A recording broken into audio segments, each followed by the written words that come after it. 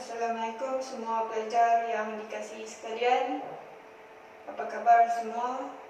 Harap semua pelajar dalam keadaan yang baik. Pelajaran kita pada hari ini berkaitan dengan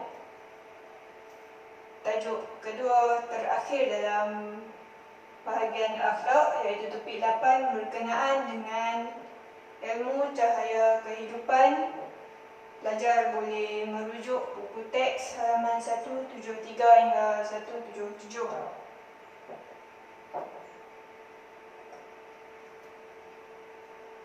Sebelum Ustazah meneruskan kelas pada hari ini, pastikan ada bersama dengan pelajar buku teks, buku nota dan alat tulis. Jika pelajar belum bersedia dengan buku teks, buku nota dan alat tulis, pauskan terlebih dahulu video ini dan sediakan buku teks, buku nota dan alat tulis bersama dengan pelajar.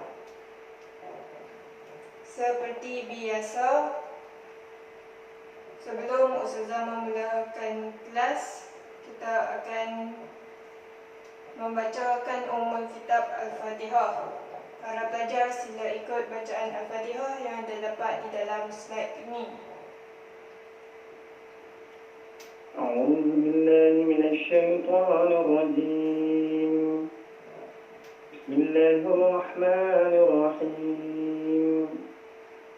الحمد لله رب العالمين الرحمن الرحيم مالك يوم الدين إياك نعبد وإياك نستعين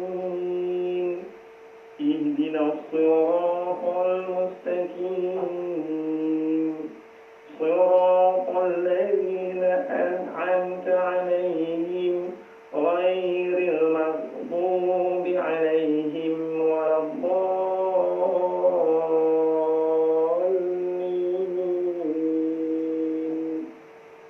آمين.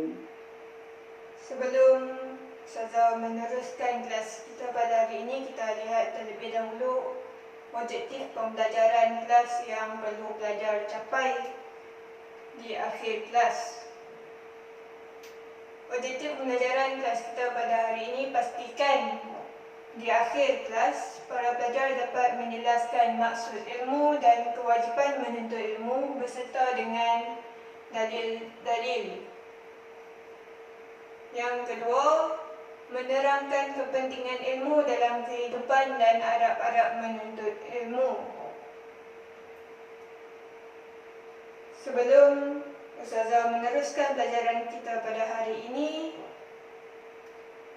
Ustazah ada beberapa soalan. Pastikan pelajar menumpukan perhatian terhadap soalan Ustazah kerana Ustazah akan memberikan jawapannya selepas ini melalui slide-slide yang seterusnya. Soalan Ustazah ialah, apakah maksud ilmu dari segi perspektif Barat dan perspektif Islam? Terdapat perbezaan antara dua segi tersebut, nanti kita akan lihat. Dan apakah pula adab-adab menuntut ilmu dan kesan tidak beradab ketika menuntut ilmu. Jadi kita lihat bersama-sama kerana jawapan ada pada slide yang seterusnya.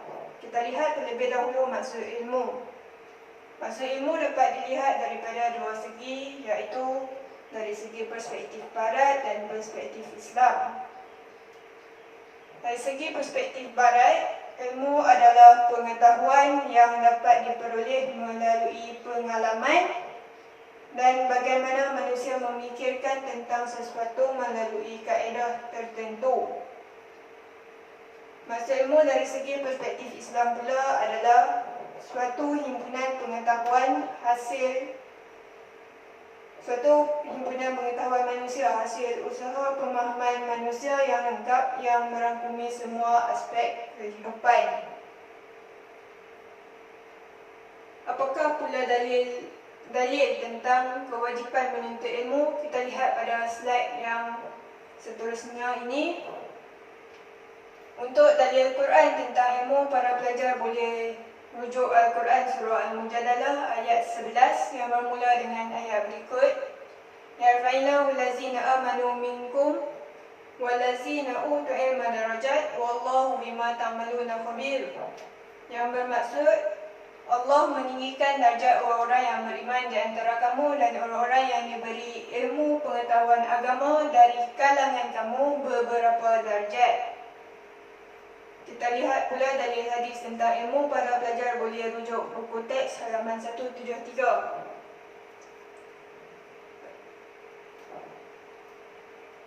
Saya bacakan. An Anas bin Malik qala Rasulullah sallallahu alaihi wasallam talabul ilmi fardhatun ala kulli muslim, yang bermaksud dari Anas bin Malik yang berkata bahawa Rasulullah sallallahu alaihi wasallam bersabda, menuntut ilmu itu adalah kewajipan ke atas setiap Muslim. Hadis riwayat Ibnu Majah.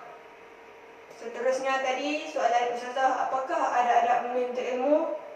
Ini jawapannya. Dalam buku teks pelajar halaman 174, pelajar boleh rujuk, terdapat 8 adab-adab menuntut ilmu. Kita lihat satu persatu. Adab menuntut ilmu yang pertama adalah niat menuntut ilmu haruslah ikhlas kerana Allah Subhanahu wa taala. Adab yang kedua adalah memohon doa dan keredaan daripada ibu bapa. Yang ketiga, beramal dengan ilmu yang telah dipelajari. Yang keempat, tidak malu bertanya. Jika pelajar tidak memahami tentang sesuatu topik pembelajaran pada hari tersebut, pada kelas tersebut, para pelajar boleh berjumpa dengan guru subjek berkenaan dan bertanyakan soalan yang tidak difahami pelajar. Itu maksud tidak malu bertanya.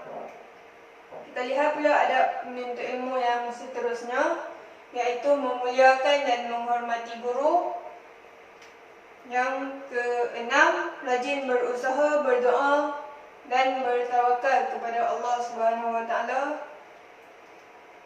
Si penuntut juga perlulah berusaha menjauhi maksiat dan kemungkaran, dan akhir sekali mengisi masa lapang dengan perkara yang berfaedah. Dan soalan Ustazah sebelum kelas dimulakan tadi, apakah kepentingan beradab ketika menuntut ilmu dan akibat tidak beradab ketika menuntut ilmu? Kita lihat pada slide yang seterusnya. Kita lihat terlebih dahulu kepentingan beradab ketika menuntut ilmu. Para pelajar boleh rujuk buku teks halaman 175. Di dalam buku teks pelajar terdapat 6 kepentingan beradab ketika menuntut ilmu, iaitu yang pertama, mendapat ganjaran pahala. Yang kedua, ilmu yang dipelajari oleh si penuntut mendapat keberkatan. Orang yang berilmu akan mencapai kejayaan di dalam hidupnya, mudah untuk melakukan kebaikan dan ketaatan. Hidup orang yang berilmu juga akan menjadi tenang. Dan akhir sekali yang keenam, masyarakat akan memandang tinggi atau berasa hormat terhadap orang yang berilmu. Kita lihat pula kelebihan orang yang berilmu pada halaman 177 dalam buku teks pelajar. Kita dapat 4 kelebihan orang yang berilmu, iaitu yang pertamanya, Allah Subhanahu wa taala akan meninggikan darjat orang yang berilmu, mengatasi kedudukan orang yang berharta. Orang yang berilmu dan beramal dengan ilmunya akan menjadi contoh teladan dalam masyarakat. Orang yang berilmu dan menyampaikan ilmunya untuk kebaikan akan didoakan oleh semua makhluk di langit dan di bumi. Orang yang berilmu juga akan dipermudahkan jalan baginya untuk ke syurga. Akhir sekali kita lihat akibat tidak beradab ketika menuntut ilmu. Apakah kesan tidak beradab ketika menuntut ilmu? Pelajar boleh rujuk buku teks halaman 176 untuk jawapannya. Terdapat 6 akibat tidak beradab ketika menuntut ilmu, iaitu kesan yang pertama adalah si penuntut susah untuk mengingati dan mengikuti ajaran guru di dalam kelas. Yang kedua, si penuntut juga ilmu yang dipelajari si penuntut tidak membawa kebaikan kepada diri si penuntut tersebut kerana tidak beradab ketika menuntut ilmu. Ilmu yang dipelajari penuntut juga tidak mendapat keberkatan Allah Subhanahu Wa Taala. Yang keempat, si penuntut mudah terpengaruh dengan unsur-unsur negatif, dengan perkara-perkara yang tidak baik, seperti jika rakan pelajar mempunyai tabiat merokok, si penuntut yang tidak beradab ketika menuntut ilmu akan cenderung untuk mengikuti rakan yang mempunyai tabiat merokok tersebut. Yang kelima, si penuntut akan dipandang hina oleh guru dan rakan. Ini kerana dia tidak beradab ketika menuntut ilmu. Dan akhir sekali, yang keenam, si penuntut akan berdosa dan mendapat kemurkaan Allah kerana tidak beradab ketika menuntut ilmu. Setakat ini dahulu pembelajaran kelas kita pada hari ini. Sekian, terima kasih. Wabillahi taufiq wal hidayah. Wassalamualaikum warahmatullahi wabarakatuh.